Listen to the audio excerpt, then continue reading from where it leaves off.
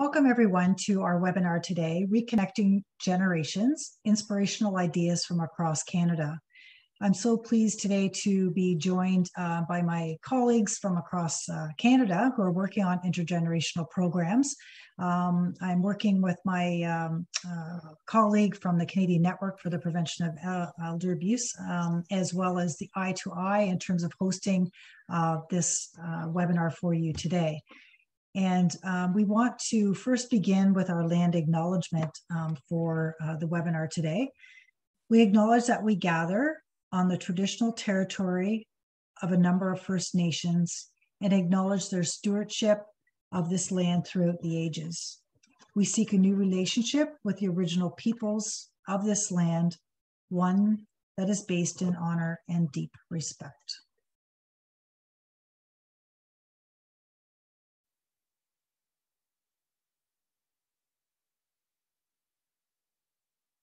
Just a few housekeeping items before we get started. Everybody will be muted during the webinar, except for our speakers. The speakers will be present during the presentations, and when we do the fireside chat, everyone's images will be visible so we can have that sort of informal discussion. As I mentioned, we have our ASL interpreters with us. You can make your screen a little bit larger. There is a line between the PowerPoint and the images, so you can drag that across to make the speakers visible during the PowerPoint presentation of the session. Once the PowerPoint is finished, everyone will be on screen, so that shouldn't be much of an issue. You'll be able to see everyone clearly.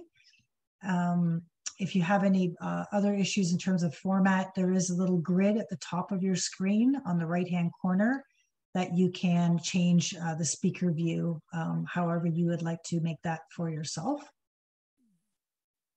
We would encourage you to post comments in the chat box. If you have a specific question during the webinar that you would like to pose to a speaker or just in general, please put that in the Q&A box and we will monitor those and ask them at the end of the session once the speakers are done their presentation. We are recording the webinar and it will be available on both the Elder Abuse Prevention Ontario's website and the Canadian Network's website as well.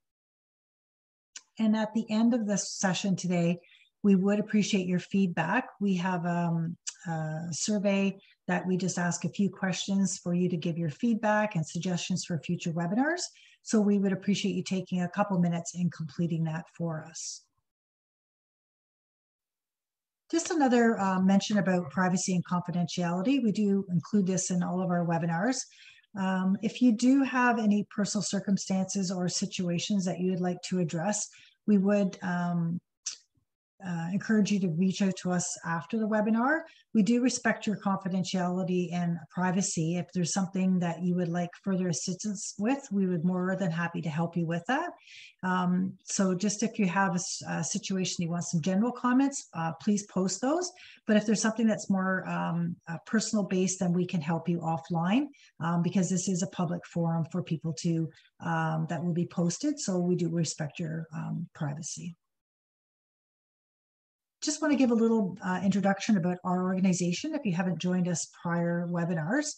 Elder Abuse Prevention Ontario envisions a province where all seniors can live free from abuse and have a strong voice and feel respected.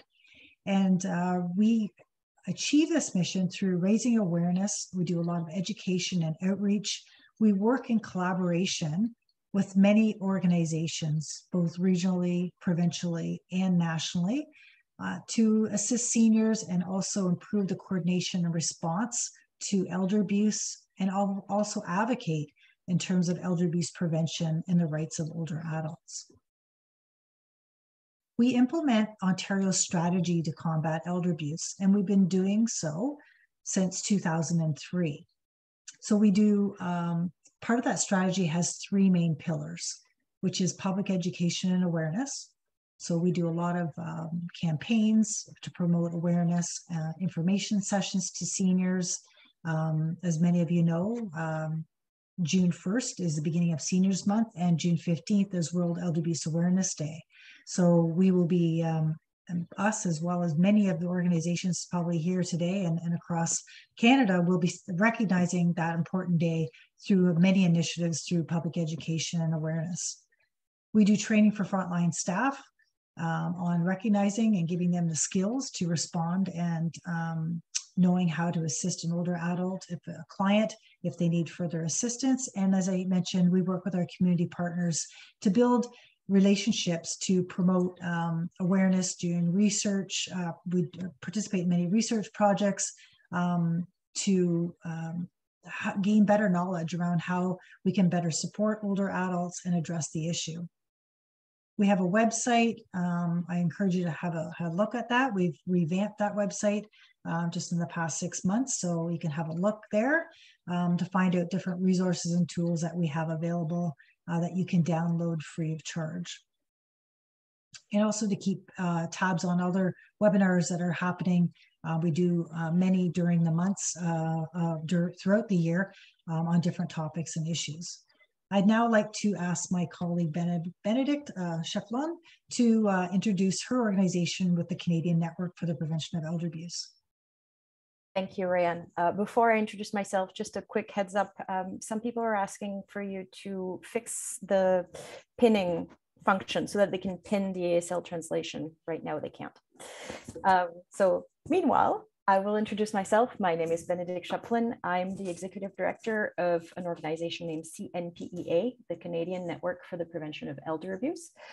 We are a knowledge sharing network that is pan-Canadian in scope, and we work for both education awareness and also program and policy development that relates to preventing the abuse of older adults.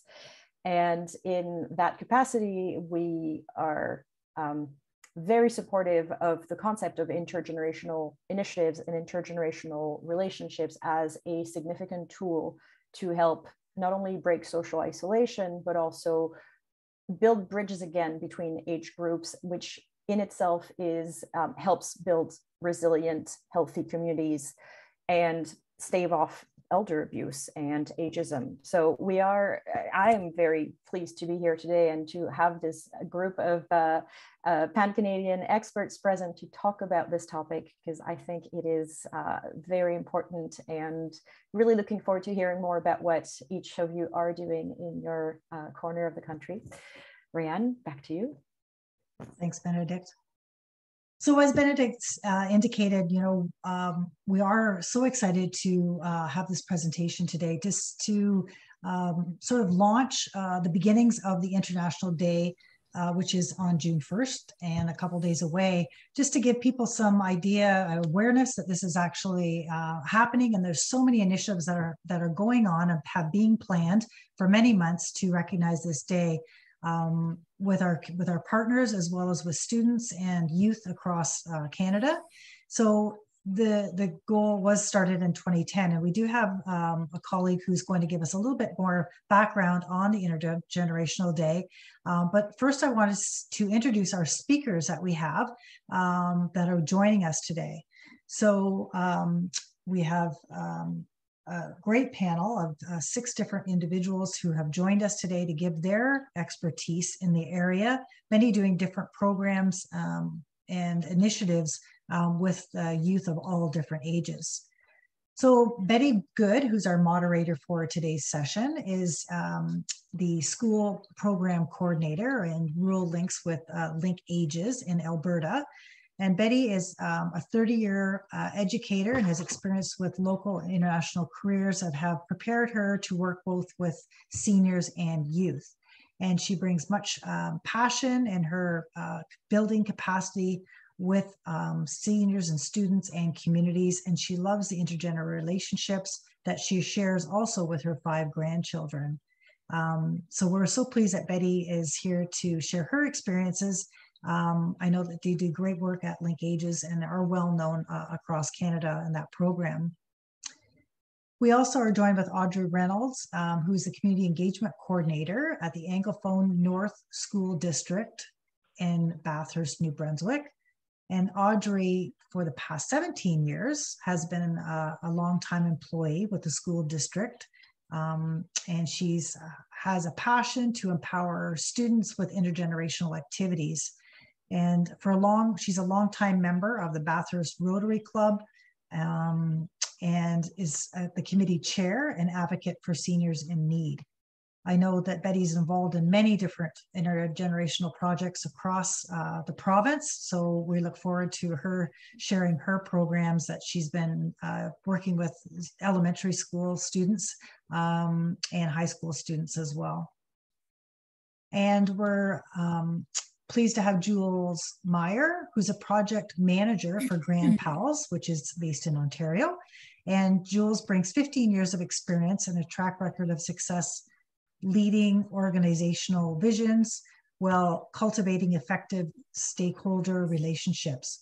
She's been working with the nonprofit sector for many years with organizations such as the Right to Play, Plan International Canada, and Save the Children Canada. And you can see also she's done work with Kids Help Phone, and also with the Center for Studies in Aging and Health. And recently started a consulting firm called FAAB that supports nonprofits to improve their new opportunities and improve their performance, and explore new opportunities for their progress. So welcome, Jules. And lastly, we have Lois Faris, who's an older adult from Alberta, and she is involved in a mutual mentoring program. And Lois found her source of joy and meaning in life early to help others become the people they were born to be. She began as a high school counselor and soon moved to career services for adults. She started a company called Life Transitions at the age of 92, and she still does a few lifestyle planning presentations and appointments. So I know that she's done previous webinars on this issue, so we're so pleased to have Lois with us today. And Dr. Sharon McCoubrey, who's the president of the Lake County Art Gallery Society. She's also the coordinator of the community engagement for the Faculty of Education at the UBC Okanagan.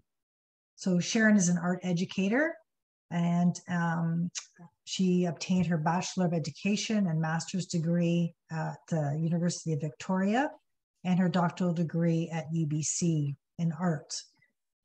She has worked in areas of research, including art education, public art, and she's been involved in international learning and early learning and Aboriginal education. And she has been involved in many different projects. So she's worked with I2I, Intergenerational Society, and is going to speak to us today a little bit more about that work that she's been doing. And we are pleased to have Lesley Lahaye. She is the Assistant Superintendent of Schools in the Peace River North from Fort St. John, British Columbia. She also works in the school system in the rural area in the northeast of British Columbia. And she's keenly interested in future learning. She believes in the potential for innovative practices that are designed by practitioners, working with our colleagues to better engage students to prepare them for the future. So without further ado, I'm going to ask Lesley to introduce the Intergenerational Day, just to give us a little bit of history on how Intergenerational Day became, how it evolved, and what's happening today to celebrate International Day. Hi, everyone. On behalf of Sharon McKenzie, Executive Director of I2I Intergenerational Society, I'd like to thank the Elder Abuse Prevention Ontario organization for hosting this webinar and to welcome all participants. Sharon had planned to be here in person to participate on the panel of presenters, but unfortunately has been detained by a family emergency. So as a member of the board of directors for I2I, I have stepped in for her to help kick off this event with a brief history of I2I and to summarize how Intergenerational Day has come to be. The I2I Intergenerational Society of Canada, based out of British Columbia, was created in 2008 to assist Canadians in the building of bridges between generations. Founder Sharon McKenzie had worked for over 30 years connecting school-aged children and youth to different generations within their communities. Through this work, she contributed to 10 years of research on the Meadows School Project, an intergenerational immersion initiative that brought school-aged children into a care home to nurture positive relationships and collaborative learning between participants of all ages. Sharon was linked to the Canadian Network for the Prevention of Elder Abuse through Elizabeth Podnecki's. Back in 2008, after her work on developing a community toolkit for abuse awareness and prevention, Elizabeth invited Sharon to develop a similar resource specifically for teens. Sharon worked with 5 representative teen groups from across Canada to develop and field test this resource. Then in 2010, the first IG Day was launched, where the young people involved in Sharon's work had the opportunity to showcase their projects. June 1st seems an appropriate date for this celebration, as it highlights the ongoing work throughout the year by young people in the school system, just ahead of World Elder Abuse Awareness Day on June 15. Most importantly, it showcases how the development of positive intergenerational relationships can contribute to the prevention of elder abuse and loneliness. So IG Day is now celebrated annually in Canada on June 1st across 12 provinces and territories. Its 3 key purposes are to promote the awareness of intergenerational relationships, to acknowledge what is already happening to support these relationships, and to encourage individuals to step out and make an effort to participate wherever they can. Now the I2I website exists as a repository for information and resources in the field of intergenerational relationships. It includes specific examples of activities and resources appropriately for IG Day. Today's panel of presenters will speak in person to share more rich and exciting examples currently taking in place. So without further ado, I turn it back to Rianne to carry on. Thank you.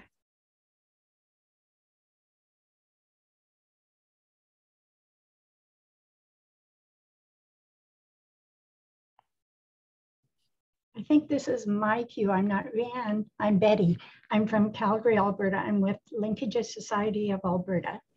And did you know that the last week of April was our very first Global Intergenerational Week? It had, there's an organization called Generations Working Together in Scotland, and they had piloted a Global IG Week I think 2 years ago, just with Scotland and UK. And so then after the first pilot, they did it again last year. And then for this year, they've invited a few other countries. They contacted us to be the lead for Canada. And we, you know, being the very first time, we had a lot of things that happened, but mainly on virtually, and then we did quite a few things in Calgary. So hopefully next year, you will be more aware of it, because starting in a couple of weeks, we'll be starting planning for next year. So can you imagine intergenerational week around the world, and you get to be part of it next year? So we're going to talk about programs in IG Day. And Jules is going to start us off. Oh, I just want to mention something. I'm not a main speaker, but let me just tell you what's happening at Linkages for IG Day on June 1st. We have a lot of programs. And at junior high school, it's a Catholic high school, called us just before Lent, before Easter, and said they usually do a fundraising and during Lent, and they've chosen Linkages for their charity. And then they do a service project. And did I have any ideas for a service project? Of course I did. So they are planning a community, granted, because it's the first one since COVID, or since the restrictions have been lifted. They're doing an IG Day event at their school for their community, for their school community, as well as the seniors from the care center that we partner that school with. And that is happening Wednesday night, and we're just really, really excited. So that's our IG event in Calgary. So now I'm going to ask Jules. She's already been introduced. Jules, tell us about what you're doing. Thanks, Betty. Hi, everyone. It's very nice to meet you all virtually. And thank you for having me to talk about GrandPals. So GrandPals is an intergenerational program. It is currently running in Ontario, primarily in the town of Orangeville. And GrandPals, the program, is hosted by an organization called the Center for Studies in Aging and Health, which is a department of Providence Care. And if you're not familiar with Providence Care, it's a public health care provider here in Ontario. So this program, it started back in 2010 by an educator named Myer, who incidentally won the Governor General's Award for developing GrandPals, along with a few of his colleagues. And while the program has evolved over the years since 2010, and as you can imagine, it has evolved significantly throughout the pandemic, the vision has remained the same. And our vision for GrandPals is to build a world of deeper intergenerational learning, connections, and storytelling. And what GrandPals does is it works with adults, typically ages 55 years and older, and works with and pairs them with a classroom of elementary school students. And together, the GrandPals and the elementary school students meet generally on a weekly basis and share stories based on various themes each week. And each week, as they explore these thematic stories, the students dive deeper into histories and origins and learning about the different lives of the people within their community, and in particular of their GrandPals. As you can imagine, throughout the pandemic, a lot has changed and a lot had to shift in order for this program to work. And so we've, over the past year, have developed a hybrid version of this program so that it can be offered in communities anywhere in Canada, and that it would reflect the requirements or the needs of each community. And so by doing so, we have two modes in which this program can run. One is that the GrandPals are able to video conference into a physical classroom and share stories and build connections that way. The students are divided into groups of usually 3 or 4, and each group hosts a different GrandPal each week. And throughout the duration of the program, there's these wonderful opportunities for the students to engage in dialogue and conversations with the GrandPals and learn from one another. The second mode of this, where it's safe and possible to do so, GrandPals and the students can actually meet in person. And if we go to the next slide, there's basically the GrandPals would be paired up with a group of, again, 3 to 4 students and share stories and learnings with one another throughout their time together each week. The thing that makes this program have a lot of intentionality behind it and create that space for people to form healthy relationships and form that bond and a connection with one another and build stronger communities is the fact that it is a project-based program. And on the next slide here, there's some really neat examples of what that looks like. And I'll share a little story about how this actually plays out in a community. So at the beginning of every program, when the GrandPals and the host teacher get together for a co-creation session. And that session is crucial for laying the groundwork of how the program is actually going to be implemented between the students and the GrandPals. And together they establish some of the logistics. So for instance, when are they going to meet? What day, what time, the location, which sessions will be online versus in person. And in some scenarios, it may be all in person, or in other cases, there may be a bit of a hybrid between the two. But together they establish what's going to work best for them and their needs. The other thing that they learn together is they discuss what the actual project is going to be. So throughout the program, the students are working on a project that reflects the learnings and the teachings that they're gaining from their conversations with the GrandPals. And this is really neat because it can take the form of so many different ways. So whether it's a drawing, a painting, poetry, a sketch, a play, a dance, a song, there are so many creative outlets that can take shape for that student to share back what that interaction has meant to them and the stories that really resonated with them. So I'll give you a little example here. All the images that you see on the screen are examples of work that grade 5 students have done. And on the left there, you'll see an image of Cecil. And this one's really neat because the grade 5 student that was working with or meeting with Cecil throughout the class time over the weekly periods, there was a story in particular that really resonated with that student that Cecil had shared. And so for her project, she decided to take a photograph, an image of Cecil, and put transparency paper over top of the image. And if you zoom in really, really closely, the lines that form the image aren't actually lines, they're actually sentences. And so that's a story that really resonated with that student that Cecil had shared that was a defining moment for who he became. And at the end of this program, it culminates in a wrap-up or a celebratory event. And that celebration is an opportunity for students to share back their projects with their GrandPals. In a lot of the cases, they give this as a gift to their GrandPal. And it's a really nice memento to honor the experiences that they've shared together over these series of months.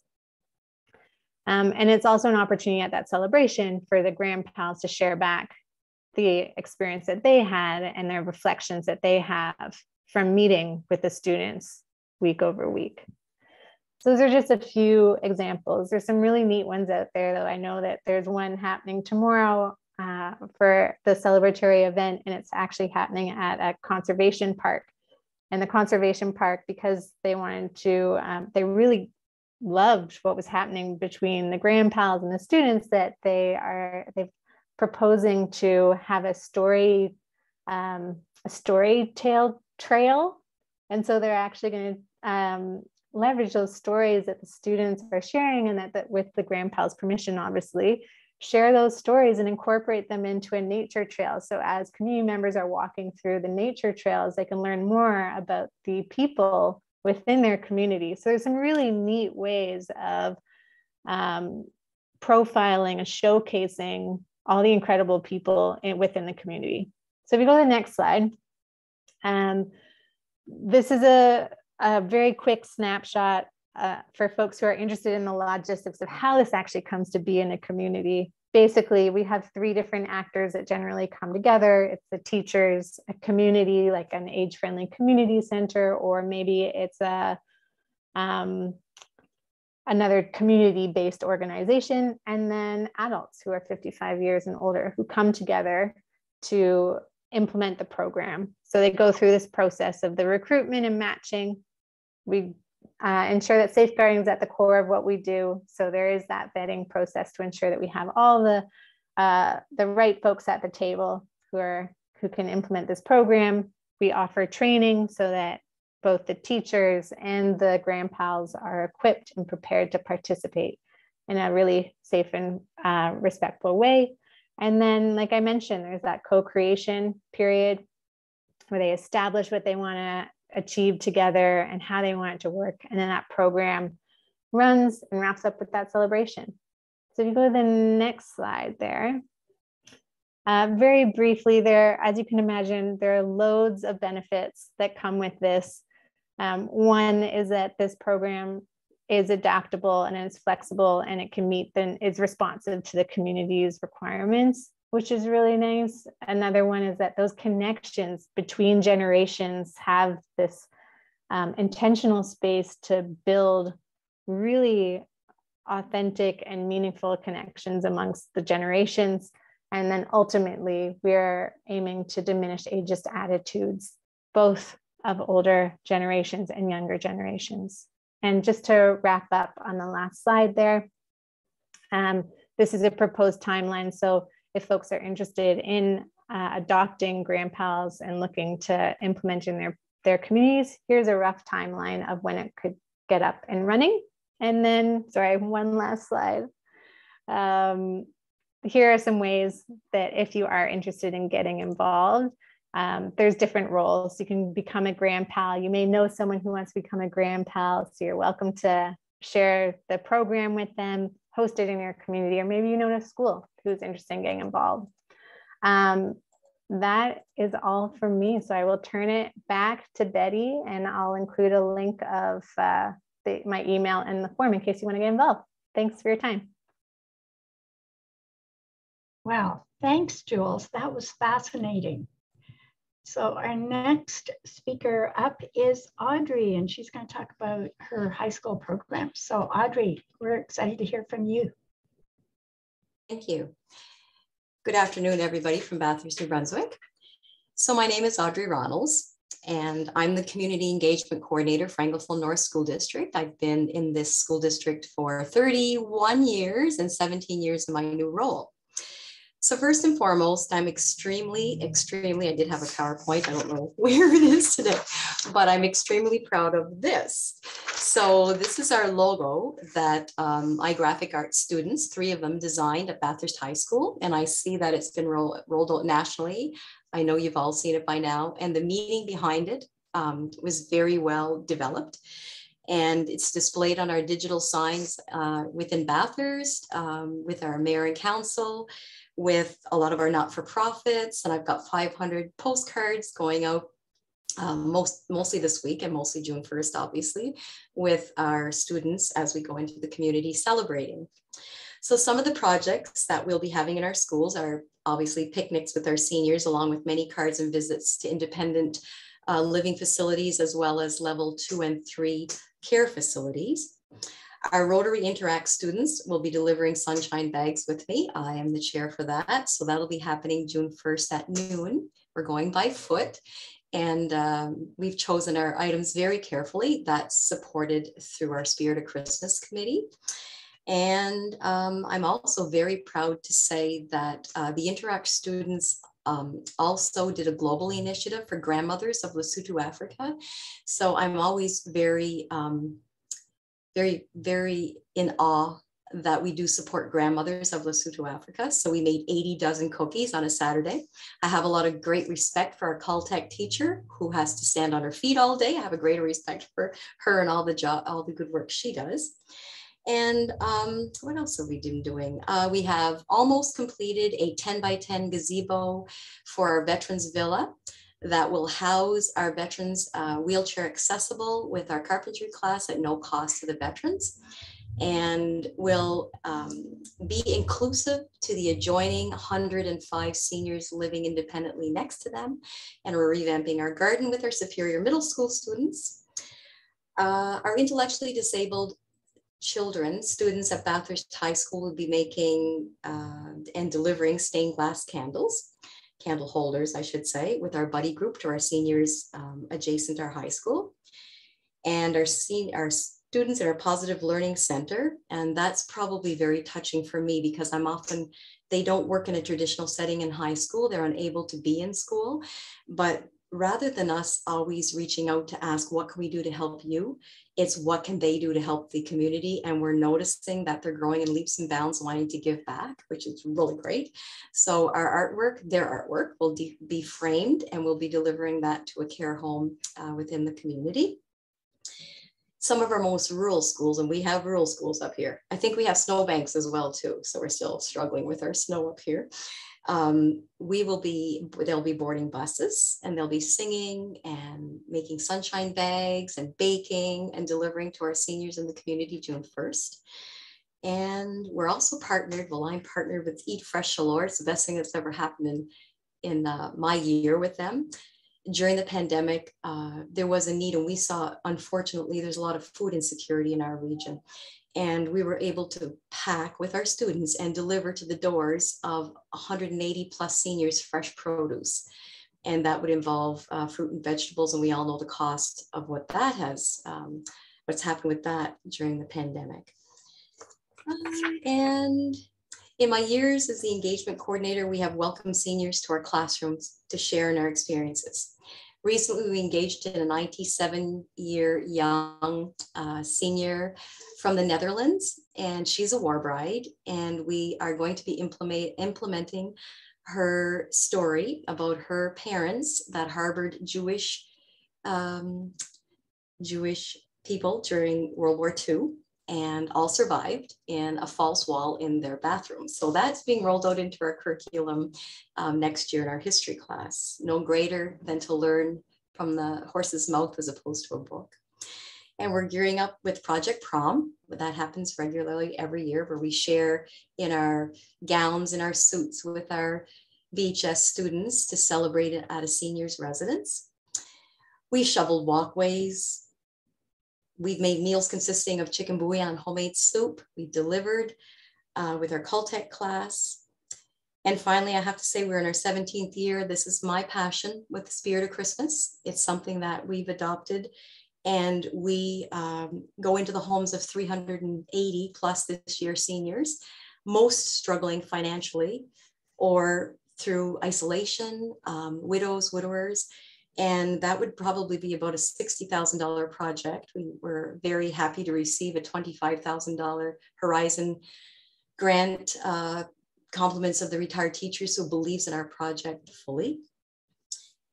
And I guess I can say what led me to this today and being with all of you and your hard acts to follow. I'm so impressed with Lois.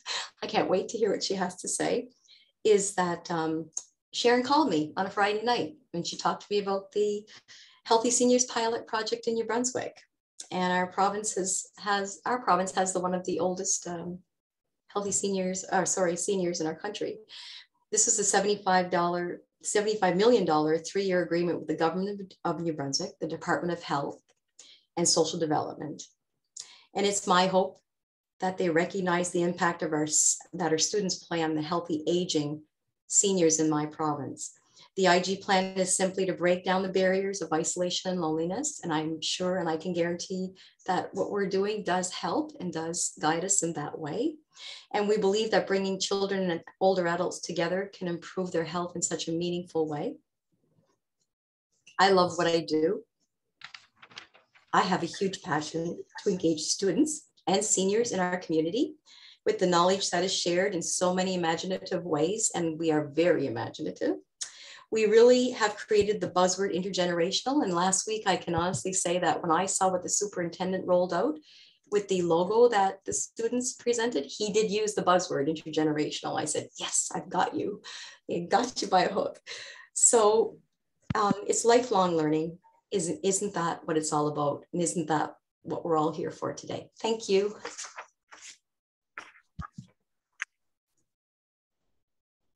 Audrey, thank you. You are just, you're inspirational. I can't believe all the projects and everything that you are involved in, and I can sense your passion. And I've got the same passion, but I think you've been in it longer than me, so thanks so much. So now it's my privilege to introduce Lois. I had the honor of having her at an event that we had in Alberta. How inspirational. So Lois, I'm going to let you do the talking. Well, thank you, Betty. And thanks, Jules and Audrey.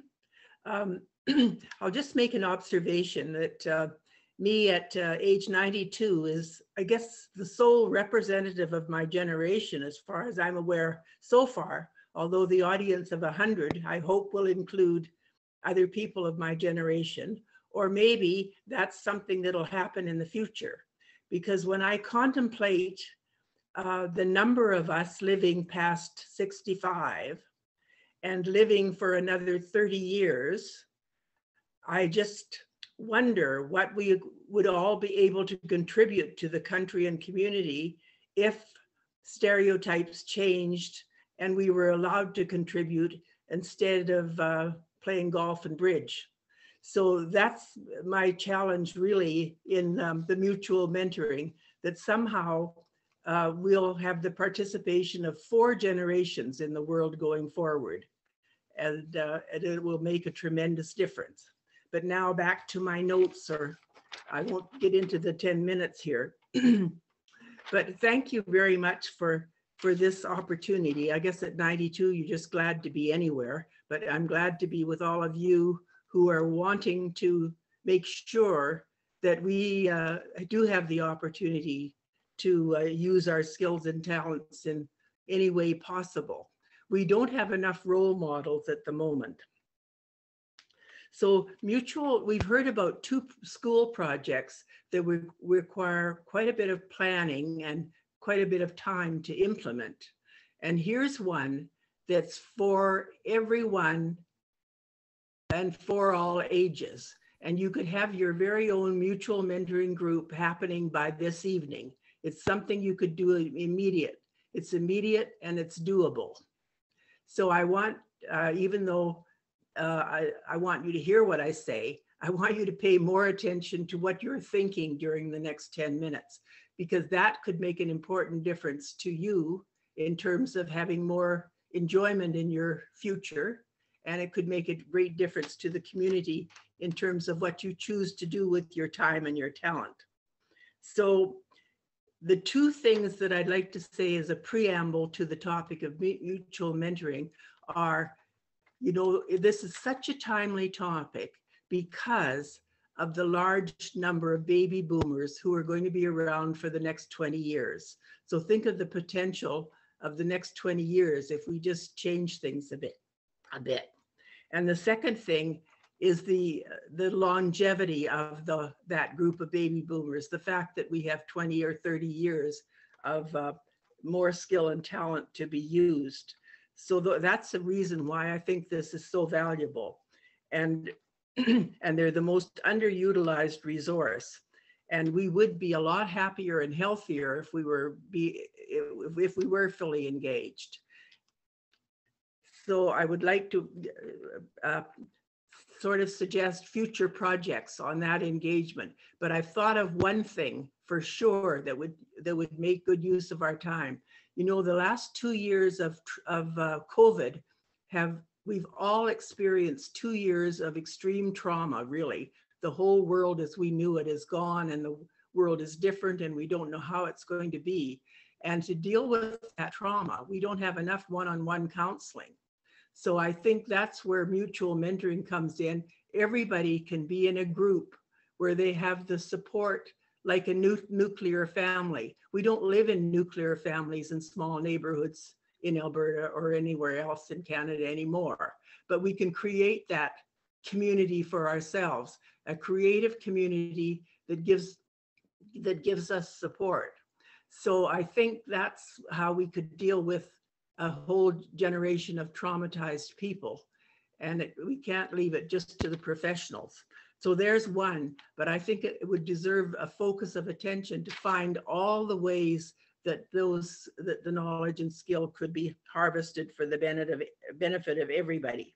And now I better get to the topic of mutual mentoring. I've got about 5 points that are all doable. And as I say, you can all have one happening by tonight. So I've been involved in these groups for about 40 years.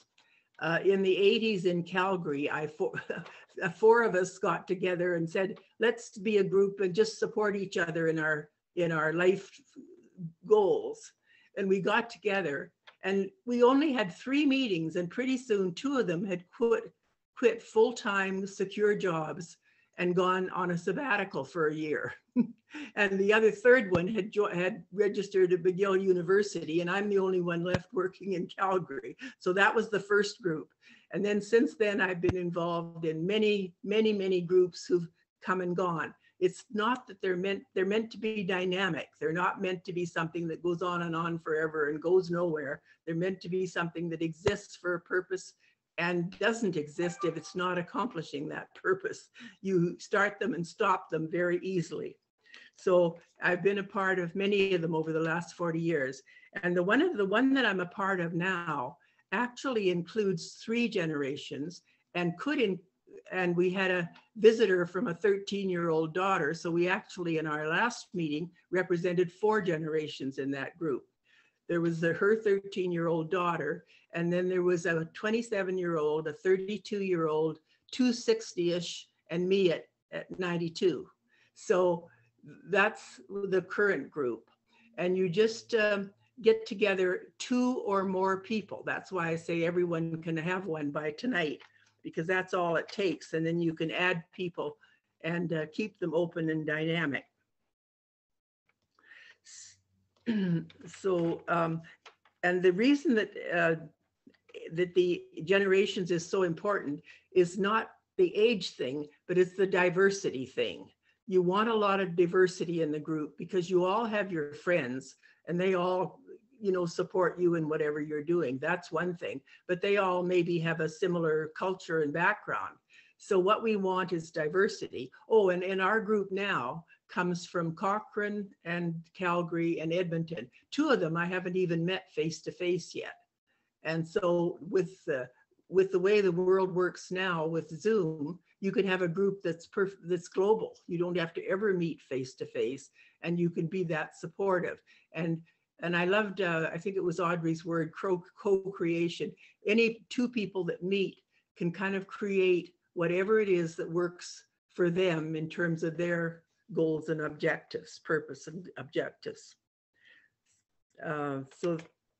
So you want diversity, and age is one diversity, but cultural backgrounds and career areas and religions and nationality and whatnot, all of those will add diversity to your group. So you have the two or more people, up to 6, I would say, and you meet 60 to 90 minutes for each time, whatever works for you. And you meet every week or every 2 weeks or every 3 or every month, whatever works for you. That's the secret of it. You don't make the people fit the group. You make the group work towards the people's purpose and objective.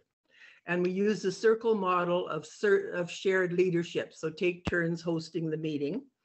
And as far as the time's concerned, you would not necessarily have equal time at each meeting, but it's time according to need.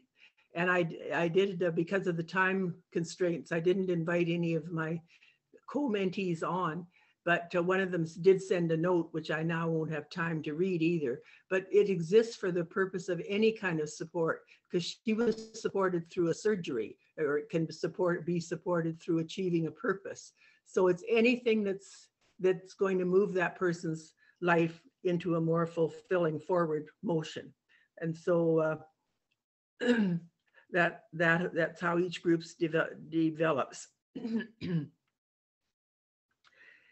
And the objective is probably the important thing, and they work that out together. And I use the word purpose more than goal, because a purpose can include many goals.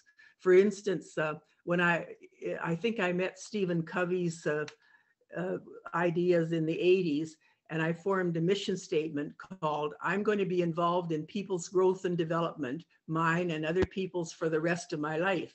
And that mission statement has worked very well for 40 years because you can have any number of goals under that.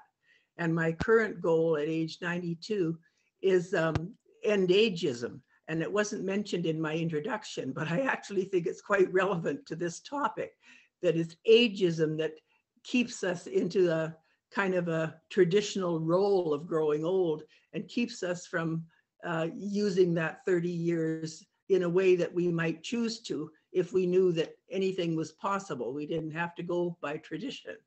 So can I just interrupt? We're finished the 10-minute mark, so I'll just give you a minute to wrap up. Oh dear.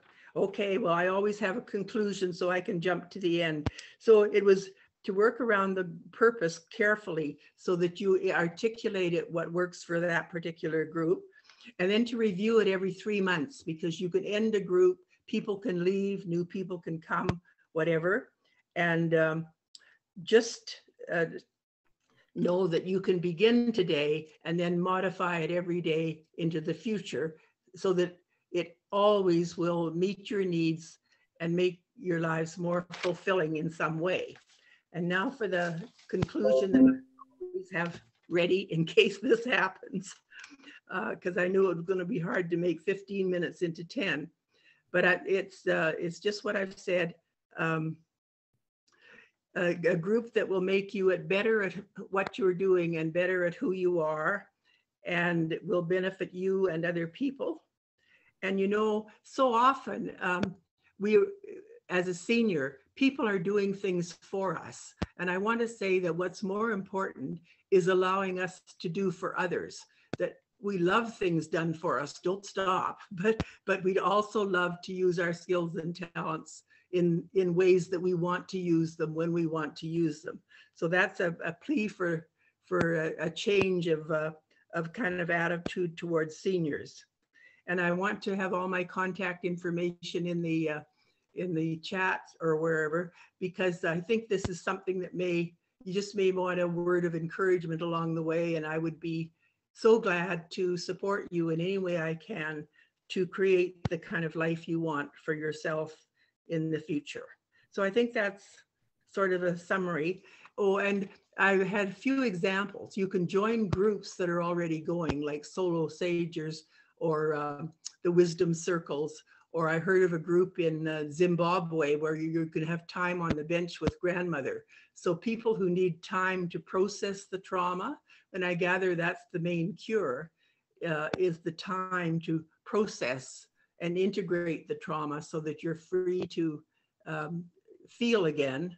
You don't have to stay frozen, and then you can have your whole heart available for a life in the future. So from whether it's Zimbabwe or rural communities of Canada or whatever, I just encourage you that it starts today with whatever you choose to do with the ideas you've heard. Thank you, Lois. Thanks. I think I want to be like you when I grow up. Thank you. That was very inspirational. I have a question for you. You said a mutual mentoring group has an end date, like it doesn't go into perpetuity. So what's the average length of time that a group exists? You know, I think this one that I'm in now, we've been sort of evolving for about 8 months. But, you know, I think just reviewing it every 3 months is a good idea. And then people can split off and create another group, or people can join. And if, yeah, we're 5 people now.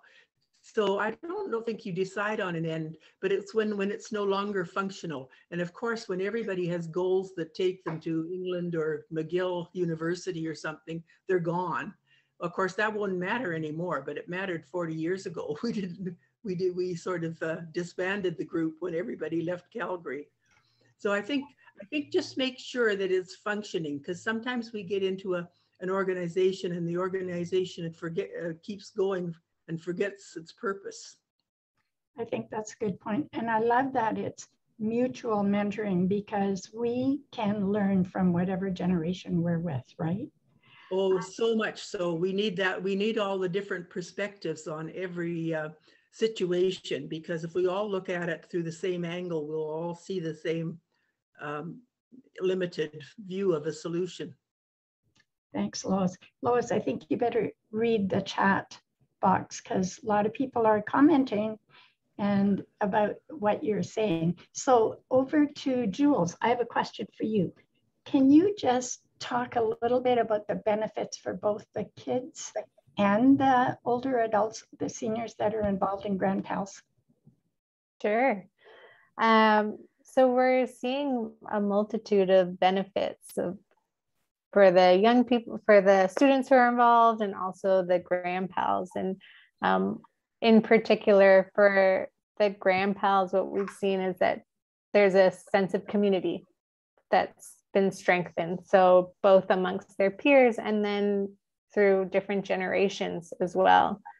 And that in turn has also inspired at this level of curiosity and learning as well. So just anecdotally, in the past year when we've piloted the hybrid version of the program, it's been really cool to learn with the GrandPals on leveraging different technical skills and creating PowerPoints and sharing them. And so that's been really rewarding and really wonderful to see. Another one is the ageist attitudes as well. So both from the students and also the GrandPals who are participating, having these experiences of working together is helping to form these connections and demystify the other.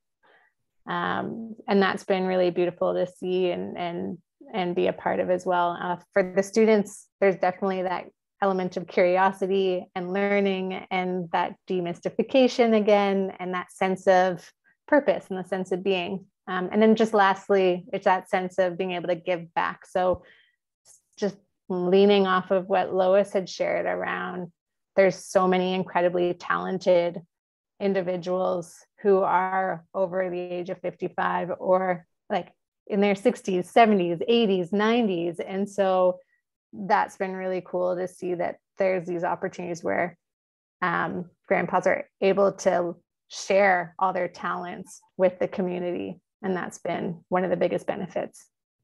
And I love that you said community, because like Lois, like you said, people aren't growing up in community anymore. Yeah, where there's just so much diversity that we're kind of missing the community, and you're also addressing ageism. So Audrey, I'm curious, you have so many programs. Wow.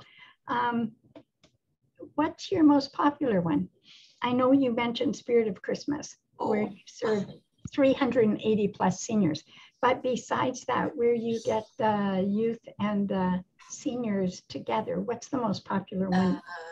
Well, there are two that come to mind. Obviously, Project Prom being one, because we had the seniors dress up as well. So that was really cool. And we take our show on the road. We go to different, usually it's level 2 care, and obviously level 2 now, because with the pandemic, we're still banging on doors to try to get in. We peer in windows though. But that's pretty cool and pretty popular. The other one I can think is we put quite an Acadian flair, though I do work for the English school district. We always bring our cultural activities, being that we're the only bilingual province, and we have an Acadian activity that we do each year, with the exception to obviously the last 2 years, but we'll be going back. And that's with clogging. You can Google that if you want to know what clogging is. But we had our students participate to learn about clogging. And then we had the seniors get up and clog dance with us. We had sugar pie and chicken bouillon. That was all supplied by our culinary tech class. So it's bringing the generations. Like, I'm just so in awe with Lois. I want her to live in New Brunswick with me so we can work together. I just don't take no for an answer of anything that the students want to do with our seniors. And you know, when I was hired, I mean, I'm in my 31st year, but it was, I think, in my 18th year with community schools. It's okay, so we don't have the monies to supply any of these activities, but what do we have? We have our seniors. We have vibrant seniors, Lois, really vibrant seniors. And I had a call from a lady, Nim. How old is she? She was 101 last week. And she actually called me and then sent me an email. And she was an author of a book. Who would have known at the age of 99? She sends me an email, and then I connected her with journalism class. So it's always about making those connections, like our Dutch war bride. And I'm a huge advocate for veterans as well. My father was a D-Day veteran, proud to say. So I'm always looking at where we can help, but not where we can help, where they can help us as well. And you make that connection. I'm so proud of you, Lois. You'd be my kindred spirit if you lived in New Brunswick, you know that. Keep on doing what you're doing. Well, we are. We're full load on June 1st. I think I'm going to need another pair of sneakers by the end of that day.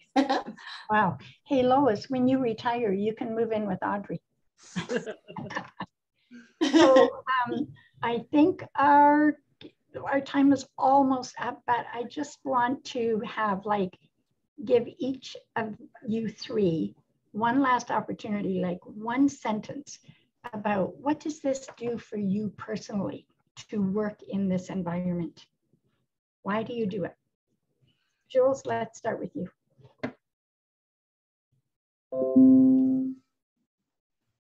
One sentence, okay. It was quite the challenge. I think what drives me is that there's such a wealth of knowledge. It's a wealth of knowledge from every single generation, and the more opportunities we can provide for people to come together and share that knowledge, it can have quite the profound impact on a person's life and the trajectory it takes. So that's what's drawn me into intergenerational work. Thank you. Audrey, how about you? Oh, I think it would help if I unmute myself. One sentence, I agree with Jules. That's a pretty hard act to follow there. Well, you can have a run-on sentence. A run-on sentence. Okay. I'm a non-educator here. So passion, huge. As I go into my senior years, I would hope that in my senior years that these passions continue, that we can bring together the sharing of knowledge for both. It's just incredible the amount of knowledge that seniors share that just goes overlooked each and every day. So passion, absolutely my passion. Thank you for having me. And Lois. I think I've always just been fascinated with who we're all becoming. I'm fascinated with who people are becoming with my grandchildren and with other people when they're free to grow and develop. It's just amazing. And I hope I'll always enjoy the rewards of coaching other people. I love that. Thank you for all three of you. And for me, because this is my full-time work, I love when I see youth and seniors together and I can step back. I love seeing the magic. We call it magic. And any of you, if you're involved in intergenerational programs where you are connecting older and younger, there will be magic. Okay, I'm sure some of you have questions. So Benedict, I'm going to hand it over to you to answer let's find out what their questions are. Absolutely. So we're going to give people a few more minutes to type in their questions. You can do so in the Q&A by clicking on the little icon that says Q&A. But I guess I have a question of the most basic kind, which is, so there are a variety of programs, you are across the country. So let's say I'm someone who wants to get involved and get something started in my community. What are, the if not the golden rules, maybe the key first steps? What if there is nothing in place yet? What can someone do? Would you recommend a couple of specific resources, or just kind of organically, like Lois said, you can do it tonight? I would like to hear, what are your key advices for someone who wants to get started? Audrey. Audrey, you have a lot of programs. What would you suggest? What I feel works for us in the school district, K through 12, we don't have 13 here, is finding the passion of what a student is involved in or likes to do. That's number one with us. So if, we have a childcare class. So, okay, we have a childcare class and we have a lot of colorful students in that childcare class. So what types of topics, and it's always curriculum based, right? So your outcomes is, okay, so if it's art class, well, we're going to work with the Art Society. 90% of them are retired. If we have something, again, dealing with culinary tech class, well, we just might want to tap into those recipes from yesteryear and get our seniors involved in helping us. And there's Lois shaking her head. Yes, sir. You have the best recipes out there. It's about molding the passion with the student. There's that word again, passion, and the seniors. So many of them. We were struggling in a level 2 care home. I find that the gentleman folk, there's not a lot of activities that they were really interested in. So we came together, and our students in the trades decided that they were going to do a remote control night. That was a real seller for our gentlemen folks. So that was pretty cool. So we're always looking at things that are geared specific. It's not bingo. Trust me, it's never bingo. We like to do other things. And that's just my advice to you for education wise anyway. Thank you. In one of our community centers, we have a men's shed. If you guys know what men's shed are. And we also have programs where we work with the marginalized youth. And so last summer we had a 4-week program where once a week, once or twice a week, I can't remember, the students went and they were matched up with the men in the men's shed, and they did woodworking products. They were amazing. Yeah. And the men, they all benefited. Anybody else with that question? Lois or Jules? No. I have one example, it's or more, but there's the magic of conversation and connection. And I think if you talk to people that you don't even have to know their name, you can meet them in the lineup at the grocery store or wherever, but you find someone who kind of shares your interest in something, and then you have a second conversation. The last thing I did before I left Calgary was meet with one man and one woman, and I don't even know that I knew their last names, but they shared an interest in helping older workers find work. So we had the idea to have options 45. We looked around and said, who has space? Where can we hold it? So we had it set up immediately because we weren't going to have to raise money and find people. So 3 people can have the imagination to bring the idea and the people and the space together, and it happens and is still happening there. That's amazing. I'm into things that happen quickly. I don't know whether I always thought I wasn't going to live forever, but I like things that happen quickly. I think there's a lot of truth in what Lois is saying. It starts with talking with people and sharing that idea of what you want to what you want to achieve, or even just having that conversation of, hey, I want to connect with different generations. How can we do this?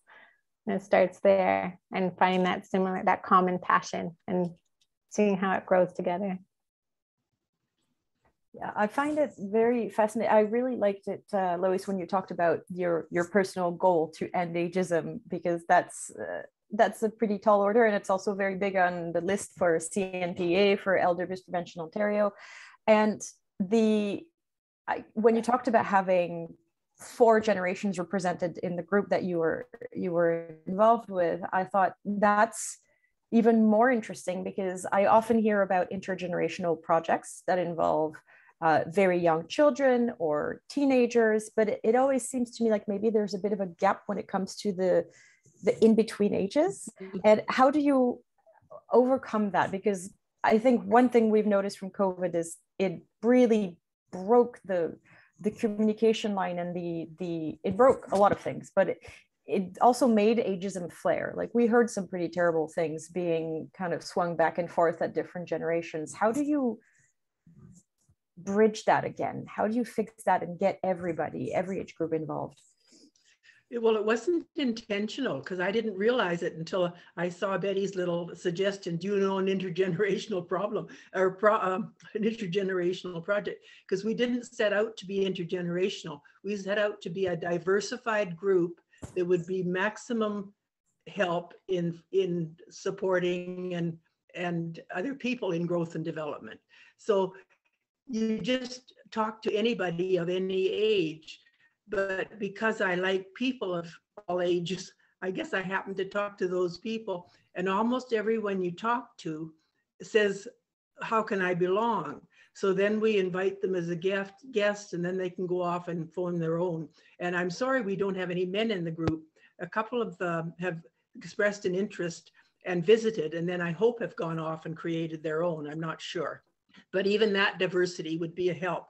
But it wasn't totally deliberate. Just have an ear open and maybe an expectation, because I think we expect people to be segregated. So maybe we're not even expected. We don't expect a 30-year-old to want to belong. So we have to be open-minded. That's great. Thank you. Does anyone else have any additional answers to that question? I'd like to encourage everybody on this call to just make a friend. A lot of my friends, I'm in my 70s, and Lois, for your information, I don't plan to retire. But I'm in my 70s, and I have friends in their 60s, 50s, 40s, 30s, and 20s. Mm-hmm. So and then my grandkids who are teenagers and younger. But my personal friends are all different age groups. And I don't even have a lot of friends who are in their 70s. So I would challenge you to find a friend who's older than you and who's younger than you. I would agree, because in the people that live in the residence I live in, they don't have a lot of younger friends except family. So even that would make a tremendous difference to anyone's world. Yeah.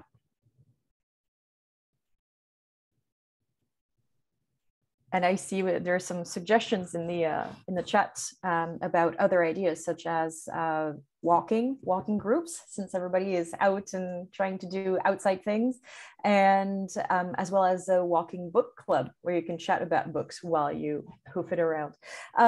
I wanted to go back to Kelsey, if you are with us, because I believe you had some resources that you wanted to share and some information about getting in touch as well. Yeah, for sure. My name is Kelsey Rusk. I'm a student from Fredericton, New Brunswick. I am a participant of the IGAP Intergenerational Action Plan research project that was facilitated by Sharon McKenzie of the Intergenerational Society. The research project was meant to encourage people to plan or participate in intergenerational programs. And I joined last June to help make social media content and spread awareness of all of the great work that many groups are doing. There are a lot of intergenerational activities happening across New Brunswick and Canada, and I can put a link to a master list in the chat. If you are planning an activity on June 1st and would like us to share it, I will put the email in the chat as well. And please tag us on Facebook and Twitter. I'm helping share things again this year. And you can also visit the intergenerational.ca website for resources to help you plan intergenerational activities. And yeah, that's everything for me. I'll put that in the chat.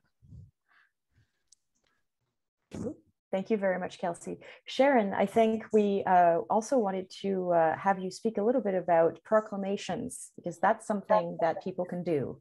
Tell us more about that. Yes, exactly. Thank you very much. So I'm here speaking on behalf of Sharon McKenzie, and it's unfortunate that she's not able to share her energy and passion with you all, but I'm assuming many of you will have heard her in the past. She's an absolute champion for the concept of intergenerational work. So the whole idea of creating a declaration, a proclamation for Intergenerational Day on June 1st, it is in itself kind of a task, and I'm going to give you a little bit of the background about it, but also just kind of to enforce and emphasize the importance of that. So as was mentioned, the I2I Society was formed back to 2008, 2010. I actually worked with Sharon in formalizing research on her Coldstream Meadows seniors and school children's project, and then have been on that society ever since it was formed. So in the beginning, with the efforts to have municipalities declare an intergenerational day, was the first effort. And so Sharon and some volunteers spent a great number of hours telephoning all of the capitals across the country and all of the major cities, and tried to convince them to make a declaration for Intergenerational Day. That wasn't as easy as we had hoped. And one of the interesting reasons is that that was around the time when a lot of cities were also declaring Pride Day, which led to some challenges. And so many cities then made the decision or the policy to not do declarations, to not proclaim certain days. So that was a bit of a shift then in energy, and instead the provinces ended up being the route to go with that. And so through a great deal of work in different provinces, some of which we've already heard about, we know that provinces have declared June 1st as Intergenerational Day. So Manitoba was the first through the work with Sue Crichton, who was involved with the Ministry of Health there. And that was declared in perpetuity. That was followed by Ontario, and that was achieved through a private member's bill. And then New Brunswick was third, and that was achieved partly through the work that Sharon McKenzie and Jean have been doing in their project that's been ongoing for a number of years. Now, I was going to stop there and say those are the three provinces that have achieved this wonderful status of the declaration being in perpetuity, because there's such a value in it being something that's there always and not having to be reintroduced, redeclared.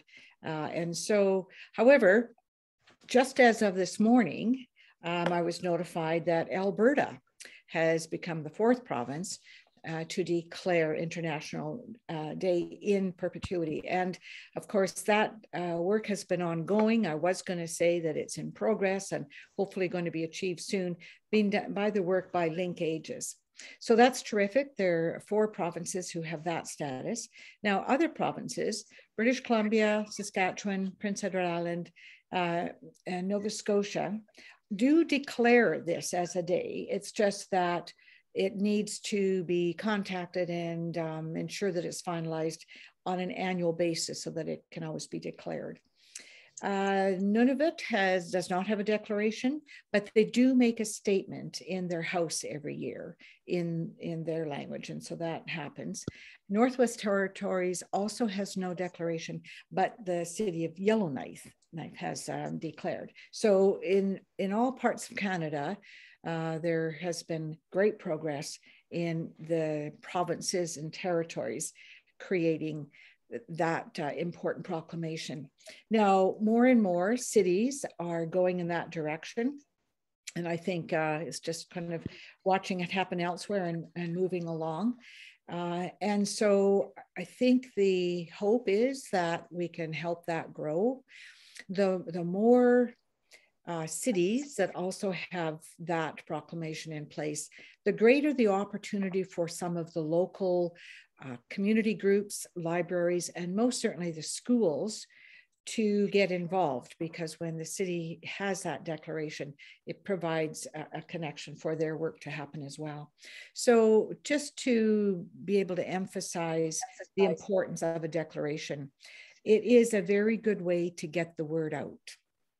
It is, usually that declaration is read in city council and it's broadcast and it's spread, and then the rippling effect goes from there. It is also really important to give power to the people who are working in this area of intergenerational work, because it's formalized through a proclamation.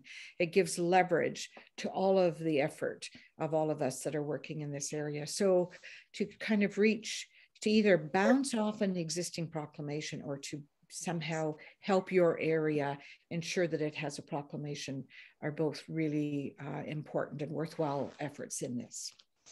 So thank you. Thank you very much for this. So I've put your email address in the chat box as well, in case people have questions about proclamations and what they can do. I think you were quite clear, but if there is any further questions, I'm sure people will find you. We have also a message from Joette Lavoie, who is part of the I2I Intergenerational Society. She's been working with Sharon for over a year now, who wanted to let us know that she wrote a poem that's dedicated to older adults everywhere. So Joette, if you have the link, if you want to pop the link in your in the chat box, it would be wonderful. You mentioned it's on YouTube. I'm sure some people would like to check it out. And Betty, I wanted to just go back to you briefly. We have a few more minutes, because I know recently you were also involved with linkages with YCAN in Calgary, which was a group of older, I think, high school students. And I wonder if you had just a little bit of information about that, because I thought that was a really interesting project that took place. Oh, you're muted. It was interesting, except I didn't really get involved. Kurt Robertson was the one who was hitting it up, and he met with high school students. They had to earn volunteer credits, and so he met with them on a regular basis, but because it was all virtual, there wasn't a lot that they could do. And so I actually joined one of their groups, and they just basically wanted to hear what linkages was about and how they could get involved and interact with more seniors.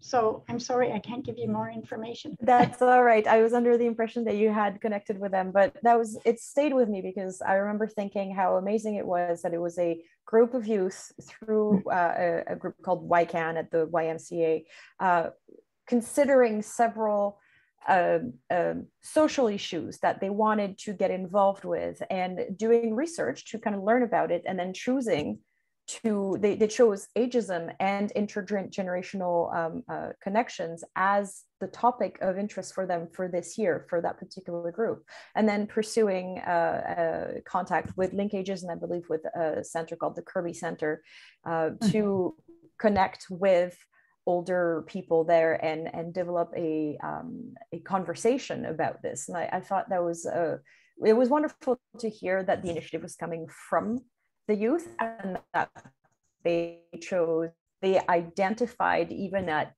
15, 16, 17, however old they are, that ageism and intergenerational connections was a pressing topic that took precedence over other very important issues that they were presented with. So it was good, and I was fascinated. Some of the students were only in grade 10.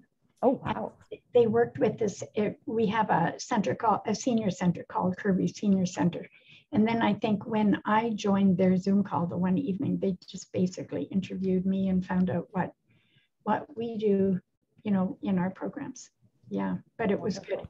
It was really, it's inspiring when you see young people just be so interested. Yeah. That's great. So the list that Kelsey mentioned earlier, you can access the list of events taking place for June 1st this year. And I believe it also contains some events or some activities and programs that take place year round. So please do have a look and get in touch with Kelsey, at igday.june1st@gmail.com. The message is in the chat box and I will repost it here. We hope that you will consider taking part this year, or create something of your own in your own community. And right now on the screen you might see something called Future Us, because we wanted to bring that back as part of the conversation, CNPEA has launched 2 months ago this roadmap to elder abuse prevention, where we gathered we carried out consultations across the country to hear from people who do the work of prevention, to hear from government officials, from policymakers, from individuals, to hear about and kind of coalesce all this information about what's taking place across the country right now and how could we improve our collective impact on elder abuse prevention. And it's the core tenet of it is that we all have a role to play. That is a fact, that is a certainty, but it's easy to say if you don't really know what to do, it becomes a bit moot. So we sort of laid out a step-by-step, role-by-role map to help us work together towards better elder abuse prevention. And some of the key points that we highlight are the need to foster more age-friendly communities, to develop intergenerational relationships. And that's why it was really important for us to have this, this event today, because it is crucial. So if you want to have a look at Future Us and learn a bit more about how you can participate, the link is in the chat box, futureus.cnpea.ca. You can read it online, you can download it if you wish, and you will see it's kind of broken down in very simple, manageable steps that each of us can take at an individual or community level to contribute to the prevention of abuse and as well ageism, which is the root of that particular evil. So we do hope that you will have time to consult it. And we also hope to see you on June 15th. Rayan, do you want to do a bit of a presentation of what's happening next? Sure, thanks, Benedict. We are hosting in collaboration again with CNPEA, as well as with CanAge and the Canadian Network and the British Columbia Community Response Organizations webinar to celebrate June 15th for World Elder Abuse Awareness Day. We have a panel of speakers that will be joining us across Canada who will speak on the rights of older adults. So we've been continuing our theme of rights don't get old, and the theme is around sparking social change, addressing issues like we've talked about today, considering ageism as one of those underlying issues. So we encourage you to join up. You can find information at wead.ca on the website to register. We hope that you'll join us. And International Intergenerational Day was actually started in working with youth to combat things like ageism leading into WEAD. So there's a strong connection between the two significant days held throughout the year. And as Kelsey indicated, there's resources on the website for Eye to Eye that you can access and is available. So please, these are just some, but there's many, many other organizations that are highlighted on their website that you can access. And we'll be posting some of these on our website after the event that you can access further on if you're interested in finding out more information. And here's the contact information. This PowerPoint will be shared with individuals as well on the website along with the video.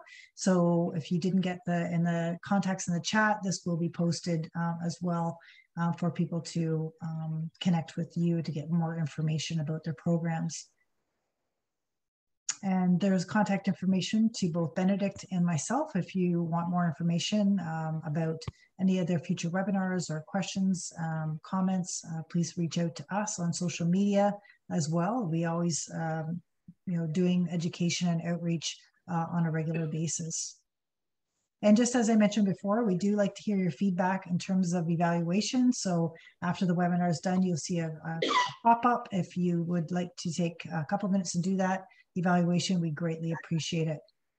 I do want to thank all of our panelists and speakers who took the time out of their day to join us. We do appreciate you sharing your wealth of information and experience with us.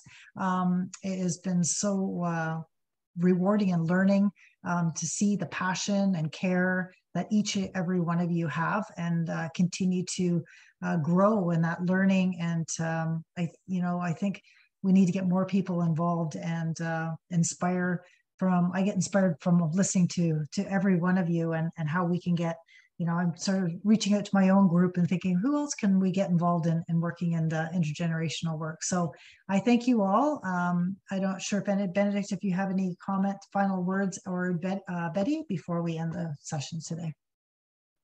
Nothing to add other than a very big thank you to all the speakers and all the participants who showed up on a Monday for a webinar to get inspired. Great. Thank you, everybody.